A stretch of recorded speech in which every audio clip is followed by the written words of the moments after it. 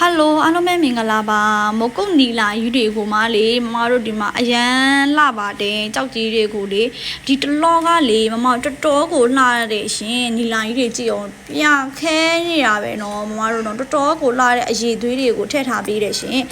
ဒီဆွဲသီးဆိုလို့ရှင်လုံးဝအခြေဒီဇိုင်းကြီးဒါကတော့ရွှင်ပြအရည်ပါရှင်ရွှင်ပြအရည်ကိုထည့်ထားပေးပါတယ်နော်တအားလှတယ်မမတို့ကိုကနောက်တစ်ချိန်မှာရွှေနဲ့ခက်ဝစ်ချင်တဲ့သူတွေဆိုလို့ရှင်လည်းဒါလေးတွေကခက်ဝစ်လို့ရရနော်ဒါကကြတော့ဂတိပါအရည်နော်မော်ဂရီပါရေးပါရှင်ဒီဂရီပါအရေးကကြောလေဖုန်းထဲမှာကကြောလေနည်းနည်းလေးလေ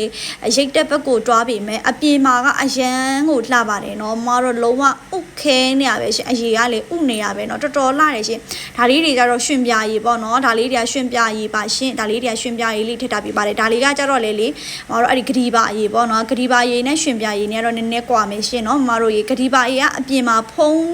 ထဲမှာထက်ကိုအပြင်မှာပို့ပြီးမှလေဥနေတာပဲအရန်လှတယ်ရှင်